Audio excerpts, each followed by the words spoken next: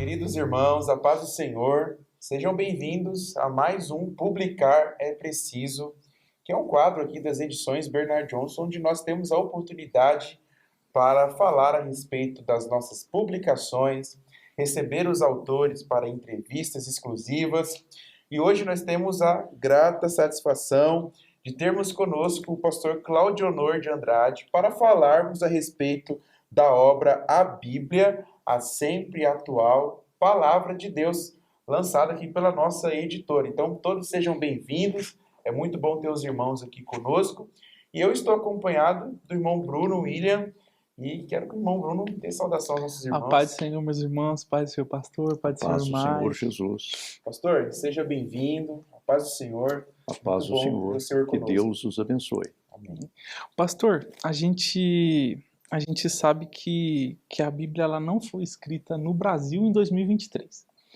E por isso a gente sabe que é importante a gente ler a Bíblia dentro do seu contexto.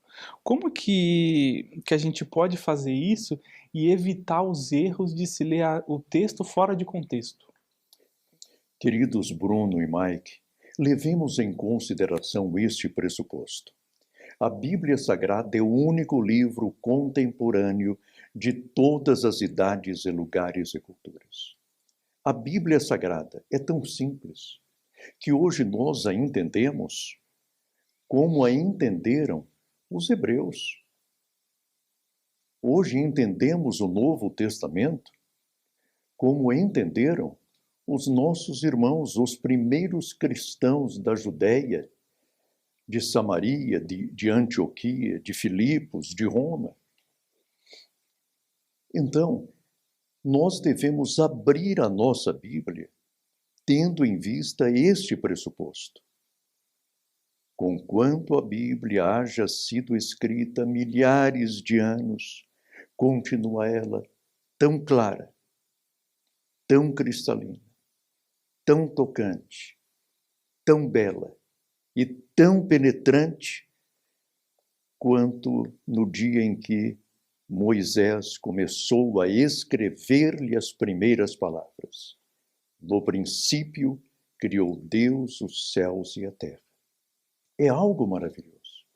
Que outro livro tem este poder? Bruno, eu não conheço.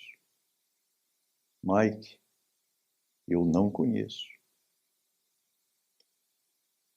Sempre que eu leio a história de José do Egito, aquele menino vendido como escravo, tentado até os limites da alma,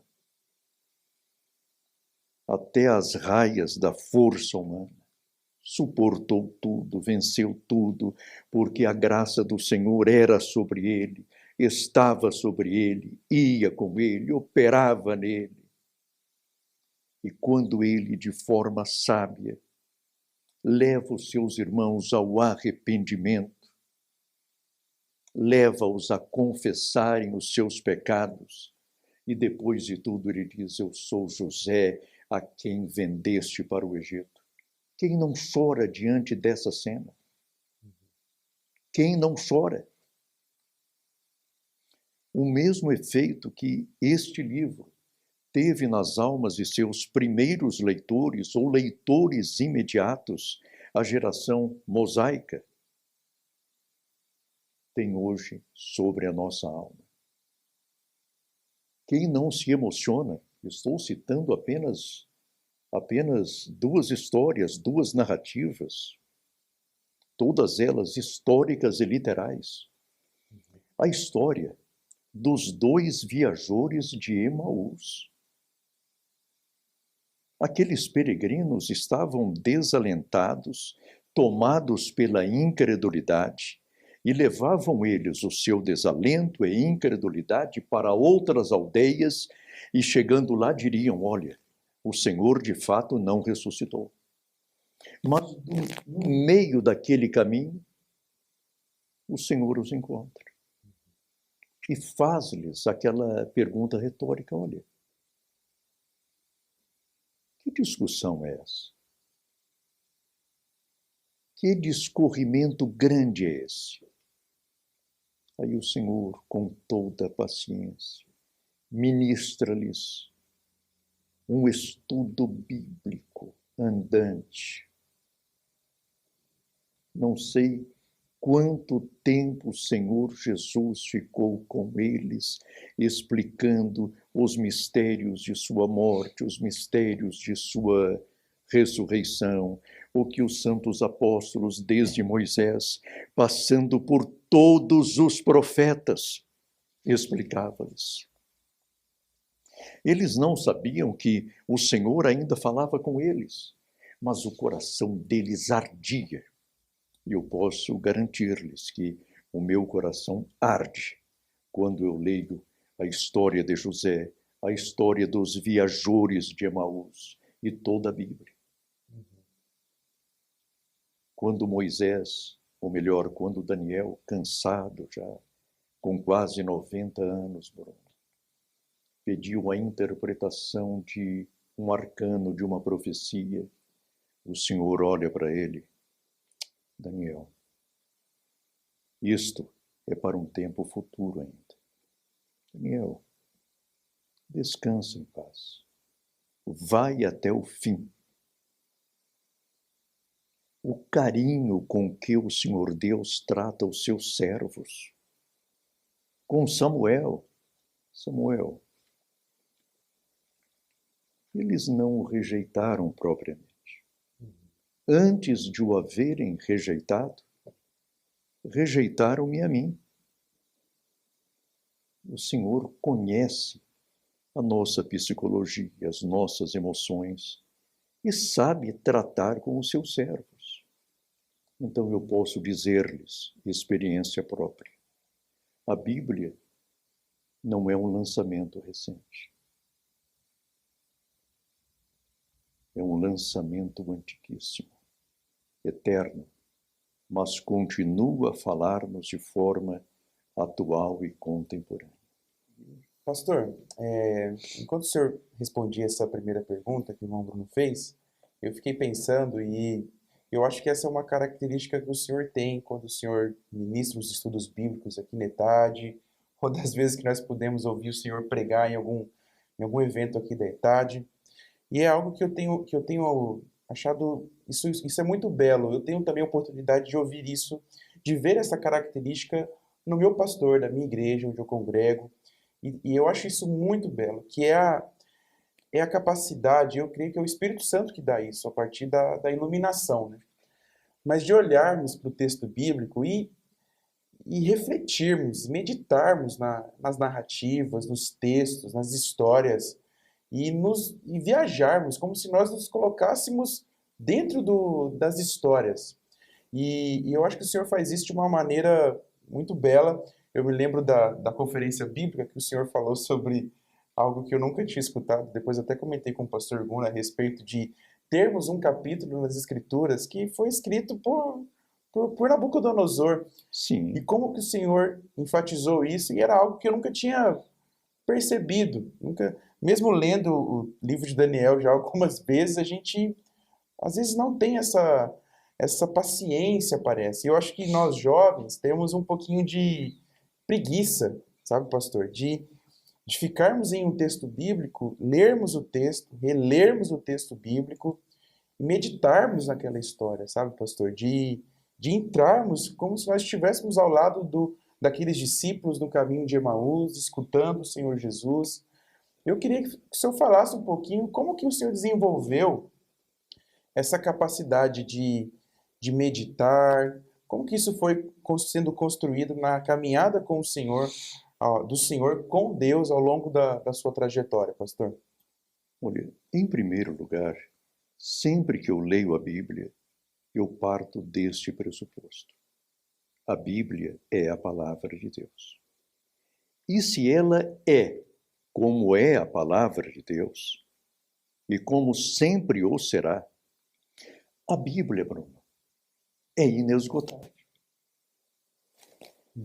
É inesgotável porque é a palavra de Deus. E o Deus da palavra é inesgotável.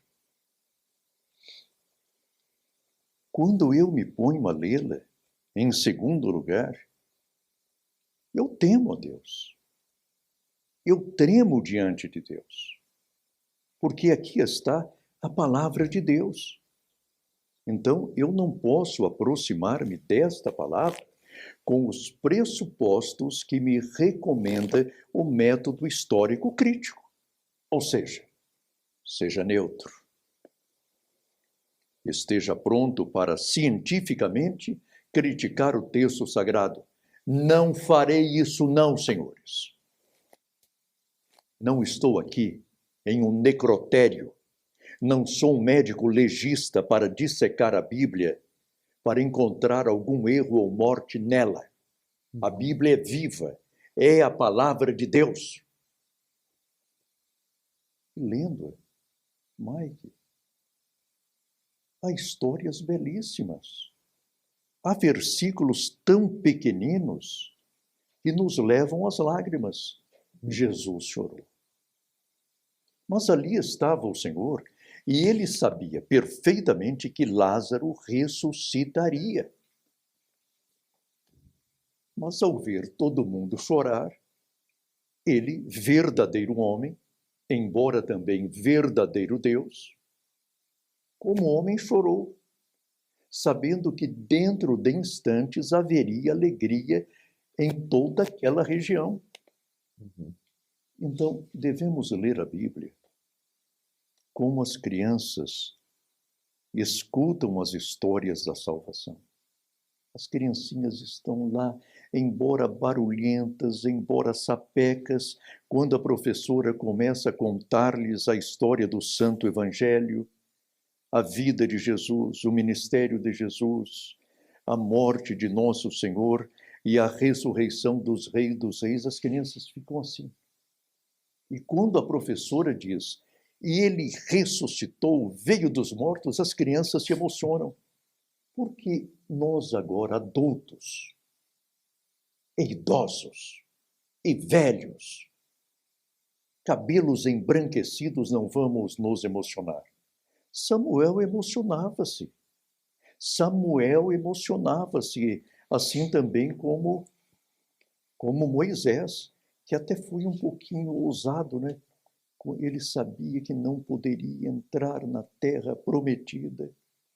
Senhor, será que eu posso? Moisés, não fale assim comigo. É como se um papai estivesse a repreender o filhinho. Já falamos sobre isso. Então, prepare tudo antes de eu recolhê-lo. Gente, é ternura.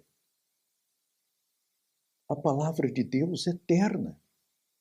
Ou seja, é repleta de ternura. Então, Mike, devemos lê-la com simplicidade, sabendo que a Bíblia não envelhecerá jamais. Ela é a palavra de Deus. Pastor, continuando aqui a nossa conversa com o senhor, muitos dizem que há contradições no texto bíblico. E uma característica das edições Bernard Johnson é que nós fazemos afirmações, né? E nós afirmamos que esse é um erro, dizer que há contradições no texto bíblico. E eu queria que o senhor nos respondesse, pastor, por que a Bíblia ela é a palavra de Deus e que nós podemos e devemos confiar nela inteiramente? Olha, procuraremos responder a esta pergunta da seguinte forma. Ela é a palavra de Deus porque, logicamente, o Deus da palavra existe. Ela é a palavra de Deus porque Deus, soprando-a sobre os autores sagrados, os autores sagrados, inspiraram-na para dentro de si, permearam com ela todo o seu ser, para escreverem-na de forma inspirada, inerrante, infalível, completa, suficiente, soberana, perfeita, sempre atual e eterna. Ela é a palavra de Deus porque afirma exatamente isto. ela é a palavra de Deus, porquanto indestrutível. Ela é a palavra de Deus, porque leva o homem sedento de Deus para bem juntinho de Deus. Ela é a palavra de Deus por ser perfeita. Eu já li a Bíblia não sei quantas vezes, não somente em português, mas em francês. Atualmente leio-a em espanhol, em italiano, em russo, em hebraico, em grego, e nunca vi qualquer contradição. Há coisas difíceis na Bíblia? Sim. Há profecias difíceis na Bíblia? Sim. E quanto a essas profecias difíceis, ficarão inextrincável para sempre? Não. Em Daniel, capítulo 12, versículo 4, diz o quê? Eu gostaria que você lesse, por favor, Daniel, capítulo 4. É um dos livros mais profundos que nós temos no cânon sagrado. Alguém afirmou com muita sabedoria que se Isaías é o príncipe dos profetas, Daniel é o rei dos profetas, porquanto o Senhor revelou-lhe a Daniel coisas que os outros profetas, nem mesmo Moisés, tiveram o privilégio de saber, como a data exata do nascimento de nosso Senhor. É só ler as profecias das 70 semanas que descobrimos a data exata de nosso Senhor. Daniel 12, 4. E tu, Daniel, fecha essas palavras e sela este livro, até ao fim do tempo. Muitos correrão de uma parte para outra, e a ciência se multiplicará. Que passagem belíssima. Daniel, já findando o seu ministério, já prestes a ser recolhido pelo Pai, recebeu esta incumbência. Sela as palavras. Muitos percorrerão de um lado para o outro, ou seja, muitos percorrerão o livro de Daniel, como também os outros livros do cânon sagrado, de um lado para o outro, e o saber ou a ciência, não tecnológica, mas bíblica, doutrinária, teológica, multiplicar-se-á. Hoje, por conseguinte, nós sabemos mais acerca do livro de Daniel do que o próprio Daniel. Porque teve inspiração para escrevê-lo, mas não teve toda a revelação necessária para compreendê-lo, porque os dias ainda não haviam chegado. Hoje, nós percorremos o livro de Daniel, Bruno, e o saber se multiplica. E a ciência bíblica se multiplica. A Bíblia é perfeita. Nela, por conseguinte, não há contradição, não há erro, há apenas coisas difíceis ainda escondidas e, de repente, um acontecimento internacional, lendo-o com cuidado, examinando-o com o devido filtro bíblico, é a profecia de Daniel. É Isaías se cumprindo. São as palavras de nosso Senhor. Então, hoje, nós sabemos mais acerca da escatologia bíblica ou doutrina das últimas coisas, muito mais do que Atanásio, Jerônimo, Martinho Lutero, Armínio, do que Daniel Berg, Gunnar Wingre, e do que os nossos irmãos que partiram para o Senhor no final do século XX. Nesses 23 anos aconteceram tantas coisas que não esperávamos ver. E o Senhor mostra-nos que outro livro pode apresentar tais características? Nenhum. Os nossos livros, embora escritos com todo carinho, têm data de validade para ser guardado para não mais ser lido e ocasionalmente investigado. Por quê? Porque nós temos um ministério a cumprir. Escrevemos os livros, abençoamos a nossa geração, mas os nossos livros serão um dia guardados e talvez não mais publicados. É algo normal. Não significa que tenhamos escrito coisas ruins, mas que nós, ao abençoarmos a nossa geração, fomos recolhidos e, graças a Deus, o Senhor mandou outros escritores, outros expositores, outros hermeneutas, outros homens de Deus, outros intercessores, outros que se emocionam com Deus, outros que vão molhar as páginas da Bíblia com suas lágrimas ao lê-la. A Bíblia é a palavra de Deus.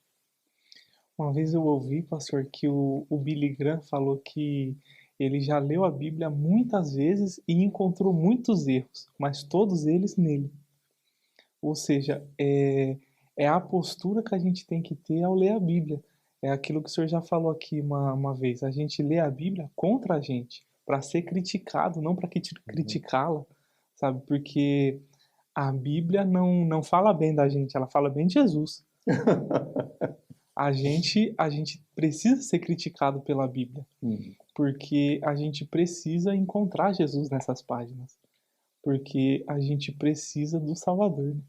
Olha, perfeito, é exatamente isto. Agora, permita-me citar-lhes novamente os proponentes do método histórico crítico. Eles instigam-nos malignamente para ver a Bíblia apenas como um cadáver. Eu não sou médico legista. Quando o Senhor me chamou, eu estava morto em meus delitos e pecados. Mas ao ouvir a proclamação do Evangelho, o Espírito Santo, o Espírito da graça, fez-me ouvir a voz de nosso Senhor. O defunto, portanto, não é a Bíblia, é o ser humano, que ao ouvir a voz de Deus, pelo Espírito Santo, que auxilia na proclamação do Evangelho, faz com que os pecadores ouçam o Evangelho e, ouvindo-o, arrependam-se de seus pecados e usufruam dos benefícios da salvação. Isso mesmo, o Billy Graham está certo. Por esse motivo, morreu, se não me engano, com quase 100 anos, uma vida limpa, bonita, regozijante, embora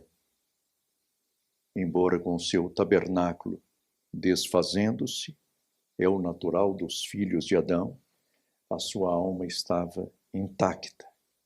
Um homem de Deus, porque ele jamais deixou de acreditar na Bíblia. Se fizermos um levantamento dos que leem a Bíblia para criticá-la, para dissecá-la, para achar nela um cânon dentro do cânon, que coisa maligna, o fim desses homens é triste. Antes de morrerem, já estão vendo os horrores do inferno. Inferno existe. O lago de fogo também existe. Mas a boa nova é que a Jerusalém celeste é uma realidade. Pastor, e partindo desse ponto, tem muito crente piedoso que lê a Bíblia, que ora, mas quando é perguntado para ele por que ele acredita na Bíblia, por que a Bíblia é inerrante, ele não sabe explicar. Por que isso acontece? Olha, eu acredito que na prática eles acreditam que a Bíblia é inerrante. Na prática eles acreditam. Agora, nós lidamos, querido Bruno, com um vocabulário para nós tão comum, mas para os crentes que leem A maioria de nossos crentes, principalmente das décadas passadas, foram alfabetizados lendo a Bíblia de Almeida, revista e corrigida, um texto clássico, belo, mas muita gente foi alfabetizada lendo.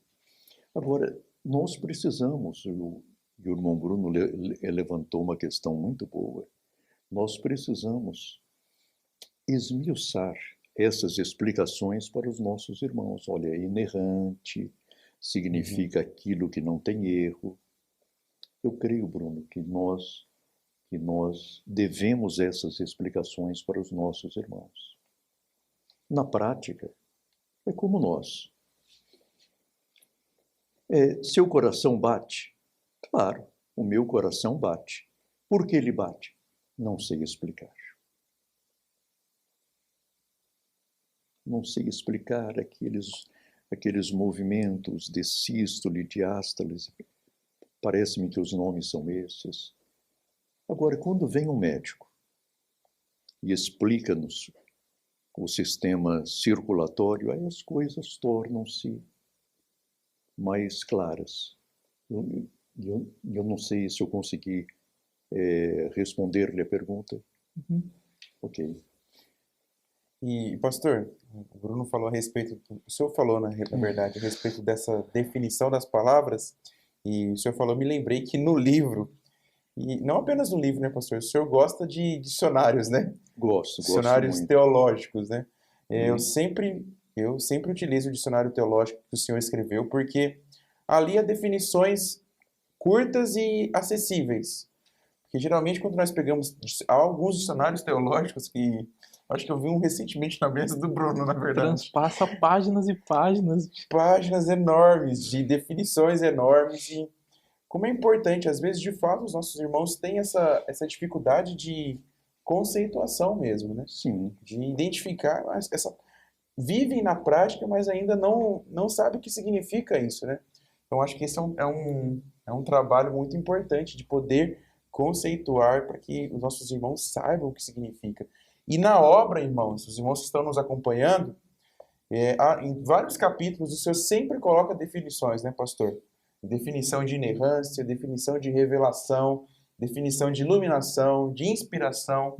Então, os irmãos podem encontrar no livro A Bíblia Sempre Atual, a Palavra de Deus, essas definições que vão poder facilitar para os irmãos compreenderem o que significa isso de fato. Não é verdade, pastor? Mas, pastor, eu queria seguir aqui com a nossa entrevista. E eu queria que o senhor citasse exemplos bíblicos, porque nós estamos dizendo que a Bíblia ela é atual, e nós cremos nisso mesmo. E queria que o senhor falasse a respeito de como a palavra de Deus responde problemas que nós vemos acontecendo na nossa atualidade. Se o senhor também tiver algum exemplo que o senhor possa citar, para a gente poder, de fato, exemplificar para os nossos irmãos como a palavra de Deus ela é resposta atual, ela é viva, né? Ela é válida para os nossos dias. Um exemplo bastante simples que serviu tanto para Davi quanto serve para nós hoje. Quando abrimos o Salmo 23, uma das passagens mais conhecidas da Bíblia Sagrada, enternecemo-nos com as palavras iniciais do salmista. O Senhor é o meu pastor, nada me faltará. Quem se firma nesta passagem vence a tristeza, a solidão, a depressão, o medo, porque não consegue esquecer as palavras de nosso Deus. Olha, se ele tomou conta de Davi, e Davi diz que mesmo velho, o Senhor cuidava dele, por que não cuidará de mim? É um problema básico. Mas a Bíblia Sagrada também dá soluções científicas a muitos fatos. Vejamos algo que já foi discutido em nosso país e em todo o mundo, sobre o problema das células tronco embrionárias. De repente, aquela discussão toda, precisamos sacrificar os bebês para extrair deles as células tronco embrionárias. Só eles têm, só eles possuem. No entanto, quando vamos para Gênesis capítulo 2 e lemos a formação tanto de Adão quanto de sua esposa Eva, ali está uma solução científica para o problema das células tronco, não mais embrionárias, mas aquelas que nós, seres humanos, possuímos em um lugar específico de nosso corpo, para que, se bem trabalhadas, poderão salvar muitas vidas. O Senhor Deus fez a primeira cirurgia da história. Fez o homem dormir, e este dormiu profundamente. O Senhor abriu-lhe o lado, certamente o esquerdo, e dali extraiu-lhe uma costela. E em seguida fez o quê? Uma operação plástica, porque cerrou aquele corte com a carne de nosso pai Adão. E da costela, o Senhor certamente utilizou as células tronco perfeitas que havia no homem, e daquelas células Deus criou um novo ser humano, não um clone de Adão, mas um outro ser humano, para que a humanidade fosse humanidade. Vejamos o seguinte: se Deus tivesse criado Eva da mesma forma que criara Adão, Eva seria um ser humano perfeito? Sim, como Adão já o era. No entanto, ali estariam dois seres humanos perfeitos, mas não uma humanidade, porque toda humanidade é humanidade por estar perfeitamente interligada. Por isso que temos casamentos chamados mistos, não é? Casamentos chamados mistos entre brancos e negros, entre brasileiros e chineses, entre judeus e árabes e assim por diante. Só que não são casamentos mistos. E a Bíblia, com essa informação, em Gênesis capítulo 2, vence uma outra problemática moderna. Moderna não, que já vem há milênios. O chamado racismo. Não há racismo na história. Aliás, diante de Deus. Porque nós não temos raças. Nós temos uma raça, a raça humana, distribuída entre brancos e negros, entre, hoje, chineses e brasileiros e assim por diante. E essa mesma raça é dividida e subdividida linguisticamente a muitos idiomas, culturalmente a diversas culturas, sociologicamente a muitas sociedades e meios de viver e sobreviver. Lendo a Bíblia, nós acabamos com os grandes problemas modernos. Um outro problema moderno que poderia ser resolvido, um problema econômico. José, ao assumir o Egito, teve o lampejo, a revelação de Deus, a iluminação divina para implementar aquele plano econômico. Um plano simples. Está faltando comida, mas nós podemos prevenir-nos, Bruno, e dar comida para todos. E foi realmente o que aconteceu. Um programa econômico simples, mas eficiente. Aí o diabo levanta Malthus com a sua bomba atômica populacional, dizendo que com o crescimento populacional faltaria alimento. Mentira! O nosso Deus não é irresponsável. Deus criou a Terra e a biosfera da Terra a biosfera da Terra, tem vida e tem alimentos e tem substância para toda a humanidade indefinidamente. Ainda que hoje houvesse na Terra 30 bilhões de seres humanos, ninguém passaria fome. E a fome que existe?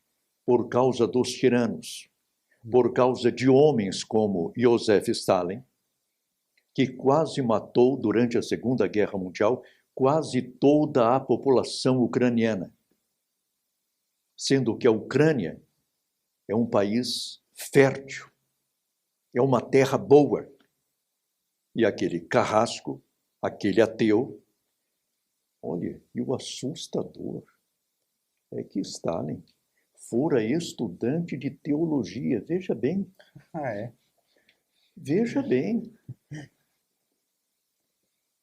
Olha, precisamos tomar cuidado com isso. Às vezes pensamos estar formando um homem de Deus e ali está um Stalin. Deu muito trabalho. Então, quando os governantes, Bruno, Mike, voltam-se à Bíblia, os problemas modernos são resolvidos. Na Bíblia, nós temos exemplos de diplomacia. No caso de Jefité, antes de Jefité partir para a guerra, ele agiu como um perfeito diplomata. Fez gestões. Ele deixou a guerra como última instância. Ele foi perfeito em sua ação como juiz de Israel. Um caso de medicina ainda, Bruno. O rei Ezequias estava canceroso, provavelmente. Ia morrer. E Isaías, inspirado pelo Senhor, receitou-lhe aquela pasta de figo.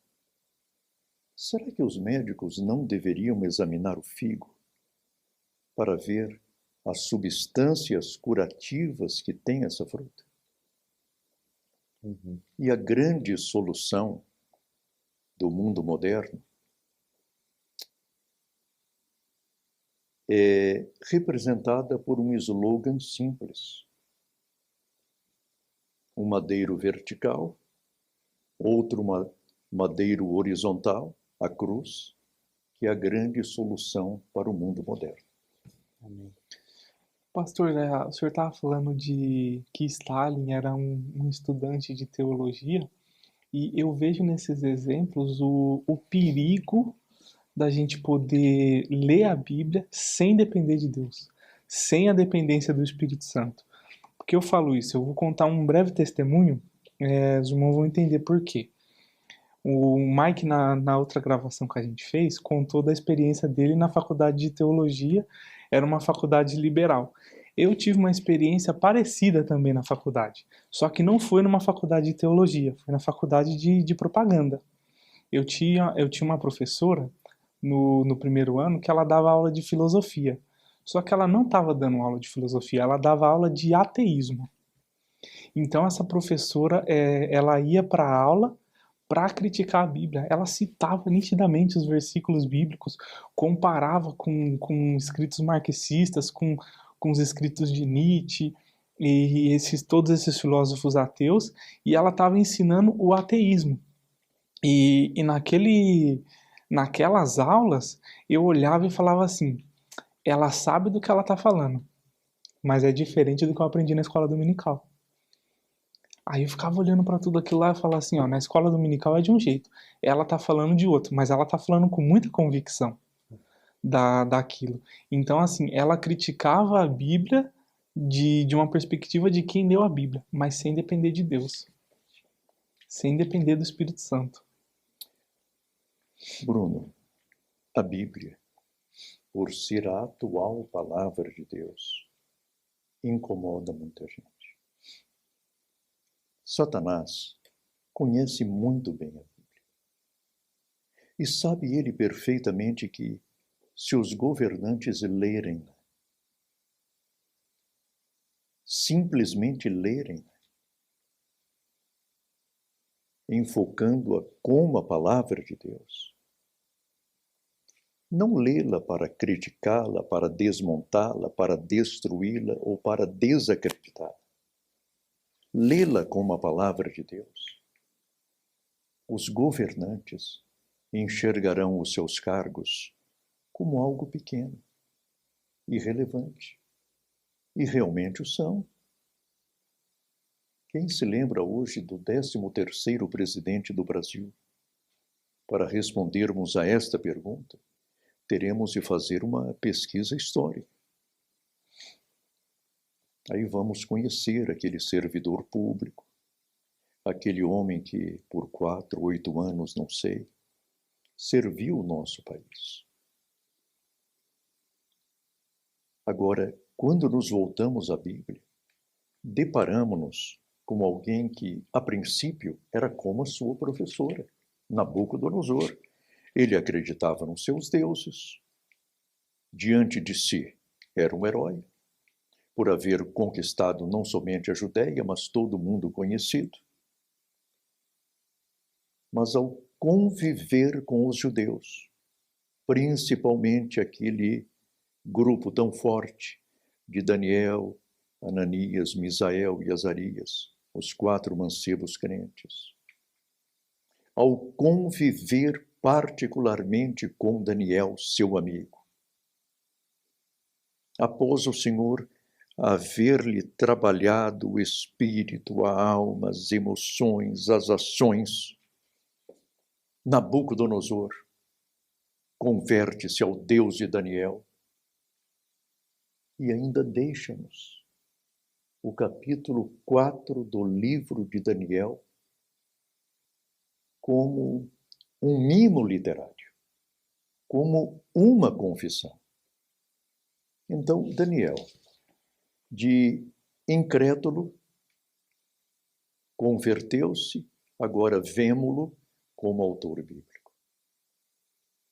A Bíblia, Bruno, será mais perseguida doravante, porque ela é tão atual, é atualíssima e incomoda. Os ditadores sabem perfeitamente que, enquanto houver Bíblia, e crentes, e igrejas, e homens dispostos a dar a sua vida em prol de nosso Senhor, eles não implementarão os seus governos. Eu soube de uma professora no sul do Brasil que movimentou-se para retirar da biblioteca da escola a Bíblia Sagrada. Nem como literatura aquela senhora queria a Bíblia na biblioteca de sua escola. Nem como literatura. Se é, olha, não podemos ser a Bíblia como literatura, mas a Bíblia é mais do que uma literatura. A Bíblia é viva, é penetrante, é perturbadora. Faz com que os tiranos temam e tremam diante dela. Faz com que Satanás, olhando-a, vê o nosso futuro, mas vê o dele também. E é um futuro tenebroso dele. Pastor, uma das características que a gente sempre vê nos livros, nas aulas, nas pregações do Senhor é a profundidade bíblica delas, mas também a simplicidade na hora de expor os assuntos complexos. Como que a gente consegue equilibrar a profundidade bíblica com a simplicidade na hora de expor isso? Como a gente falou lá atrás, lá que é nossa função poder explicar nessas palavras difíceis que a gente usa às vezes. Devido ao meu currículo. O meu currículo é tão exausto que eu vou dividi-lo em 3 partes. Em primeiro lugar, sem Jesus, nada sou. Em segundo lugar, sem Jesus, nada posso fazer. E em terceiro lugar, sem Jesus eu passo vergonha. Então, essa é a explicação. Nenhum mérito meu, nenhuma sabedoria minha, nenhuma esperteza minha, nenhuma particularidade minha. O Senhor tem tido misericórdia do meu ministério. O Senhor tem me ajudado. Quantas vezes eu vou ao computador para escrever algo, como um trabalho que eu fiz sobre Ezequiel, não sabendo como terminar aquele trabalho, e o Senhor foi me ensinando. Então eu sou um teodidata, ou seja, alguém que humildemente aprende com Deus. Se eu tenho feito alguma coisa, devo ao meu Senhor. E Ele é maravilhoso. Porque não adianta nada, Bruno, durante a nossa jornada, adquirirmos diplomas, títulos, titulações, mestrados, doutorados. Se, no final de tudo, não ganharmos uma alma sequer para o Senhor. É triste. Não edificamos ninguém. Quisemos apenas mostrar para as pessoas que éramos inteligentes. Olha, até o diabo é inteligente. Inteligentíssimo. Conforme diz Ezequiel, ele é mais sábio do que o próprio Daniel, que está entre os homens mais inteligentes e sábios do mundo. Mas a inteligência não era dele, era do Senhor. Como também nossa, a inteligência do Bruno, a inteligência do Mike, a inteligência do irmão Claudio Moore, é uma inteligência que não é nossa. Então, sem Jesus, somos um desastre. O diabo ele foi o primeiro teólogo liberal da história, né? Sim, foi. Alguém disse que Satanás é o teólogo mais arguto e mais inteligente que há. Ele estava lá em cima, viu o Senhor. Compreende as coisas, embora não seja onisciente, ele tenta adivinhar as coisas. Agora, o nosso Deus é maravilhoso. Somente Deus poderia ter inspirado a Bíblia Sagrada. Quando o diabo tenta fazer alguma coisa, é um desastre. É um desastre. Pastor, em quantos anos o senhor começou a ler a Bíblia? Eu acredito que entre 10 anos, entre 10 e 11 anos, eu comecei a lê-la. Em uma noite eu acordei muito assustado, estava com medo, parece-me que eu tinha tido um pesadelo. Aí levantei-me e comecei a ler a Bíblia, a história de Davi, que é uma história emocionante. Olha, que livro maravilhoso. Por isso, eu recomendo a todos. Somente a Bíblia é a palavra de Deus. Houve tentativas de se imitar a Bíblia. Maomé com o seu Corão, os Mormons com o seu livro. Mas somente a Bíblia Sagrada é que pode trazer-nos, e realmente traz, palavras de vida eterna. Pastor, tem um capítulo no livro do Senhor que fala sobre a Bíblia como a obra-prima por excelência da humanidade. E eu queria entender melhor isso, porque assim, a gente tem muitas obras que são consideradas primas, mas nenhuma delas se iguala à Bíblia. Por exemplo, a gente tem o Dom Quixote do Cervantes, que é uma obra magnífica, Camões, com aquele português impecável, mas nenhum deles chega perto da Bíblia. Por que que a Bíblia é a obra-prima por excelência, assim, ela supra-suma, ela supera todas? Em primeiro lugar, porque ela é a palavra de Deus. E somente Deus teria a capacidade, como realmente tem, de produzir a Bíblia Sagrada. A Bíblia Sagrada foi escrita de tal forma que hoje, embora escrita há milhares de anos, alcança nós brasileiros que não conhecemos o hebraico. Alcança os próprios hebreus que não conhecem o português. Mas quando leem a Bíblia Sagrada, como deve ser lida, como a palavra de Deus, enternecem-se como nós nos enternecemos.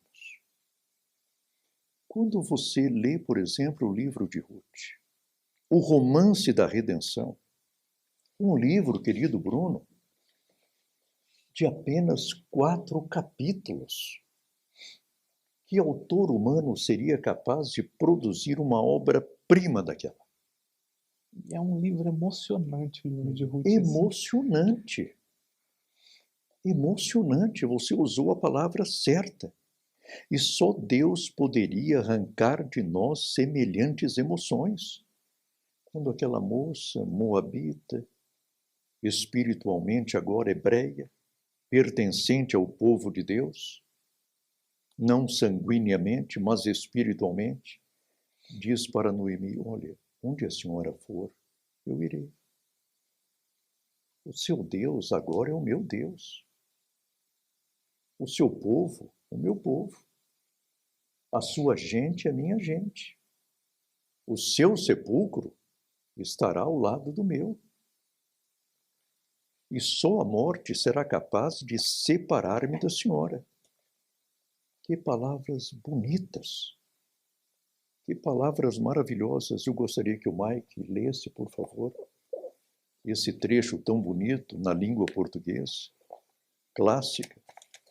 Bruno, a história de José, já relatada por mim, já mencionada por mim, ou melhor, a história do caminho de Emaús, a história do evangelista João, colocado na ilha de Patmos como exilado político. Só que o plano do Senhor era outro. O Senhor é sábio. Eu quero o meu servo João, distante de tudo, bem seguro, numa ilha, subvencionado pelo imperador, tendo tudo à sua disposição para receber a minha revelação final. Achou? Achei, pastor. Podemos Ruth? ler? Ruth 1:16, se não me engano. Disse, porém, Ruth: não me instes para que te deixe e me afaste de ti, porque aonde quer que tu fores, irei eu, e onde quer que pousares à noite, ali pousarei eu. O teu povo é o meu povo, o teu Deus é o meu Deus. Continue. Onde quer que morreres, morrerei eu, e ali serei sepultado. Me faça assim o Senhor e outro tanto, se outra coisa que não seja a morte me separar de ti. Irmãos, que outro autor terreno, por mais belo, por mais ilustrado, por mais tocado poeticamente, poderia escrever isso? Eu li os Lusíadas, sem dúvida alguma,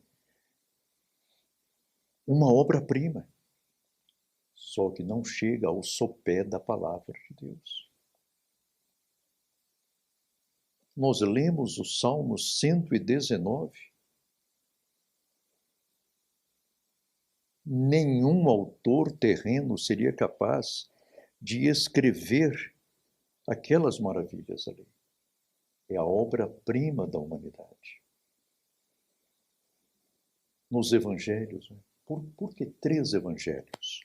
Mateus, Marcos, Lucas, os 3 sinóticos e depois João, o evangelho teológico. Foram escritos exatamente nesta ordem: Mateus, Marcos, Lucas e João. Há eruditos que afirmam que o primeiro evangelho foi escrito por Marcos. Não foi. O primeiro evangelho foi escrito por Mateus, porque nosso Senhor providencialmente chamou o apóstolo Mateus exatamente para este mistério. Mateus, segue-me. Mateus, embora a Bíblia não o diga, era um erudito consumado. Como coletor de impostos, conhecia ele o hebraico, o aramaico, o grego, e o latim. Era um cronista ou foi transformado num cronista poliglota. E vejam os irmãos que ele acompanhou a vida de nosso Senhor e Salvador Jesus Cristo, cada passo, ocultamente. O seu treinamento como publicano fê-lo um autêntico historiador, como Lucas depois o seria. Para ele levantar a genealogia de nosso Senhor, como publicano, tinha ele acesso às genealogias guardadas no Santo Templo. Foi lá, fez aquele esquema genealógico perfeito. Até as genealogias bíblicas são perfeitas obras-primas e eu as amo. Eu as amo. Que informação maravilhosa encontramos em Gênesis 5:24, se não me engano, sobre a história de Enoque. Veja, por favor, ajude-me aí. Irmãos, às vezes não lemos as genealogias, mas nelas o Senhor incrustou verdadeiras pedras preciosas. Veja. Pode ler, pastor? Sim. E andou Enoque com Deus e não se viu mais, porquanto Deus para si o tomou. É um capítulo genealógico, não é? Vejam os irmãos, que história bonita. O autor sagrado, em um único versículo, compendiou uma história de mais de 365 anos. É por isso que a Bíblia é um livro, é a obra-prima da humanidade. Salomão desviou-se, esqueceu-se do Senhor, tornou-se idólatra. E na velhice, a graça do Senhor fê-lo arrepender-se de todos os seus pecados. E Salomão corajosamente confessou todas as suas transgressões diante de Israel, no livro de Eclesiastes. Depois ele diz, olha, lembra-te do teu Criador nos dias da tua mocidade, antes que cheguem os maus dias nos quais irás. Não tenho neles contentamento. Salomão foi para o céu? Foi. O Eclesiastes é o seu testamento espiritual. Poderia ser mais abençoado se não houvesse pecado e transgredido e caído na idolatria? Sim. Mas no final, o Senhor teve misericórdia dele. E quando vamos aos cantares de Salomão, aí que eu acho maravilhoso. O Senhor mostra-nos o quê? O ideal do casamento.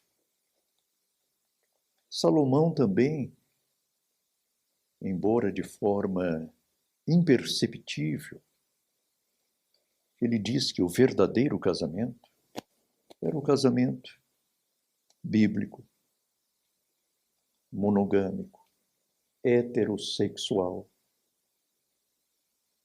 e indissolúvel. Indissolúvel. Ele tinha várias mulheres, mas em seu coração só cabia Sulamita. E Sulamita significa aquela que pertence a Salomão. É só lermos a Bíblia que o Senhor dar-nos-á entendimento de tudo. Agora, prestemos atenção. Nós nada faremos sem o Senhor Jesus.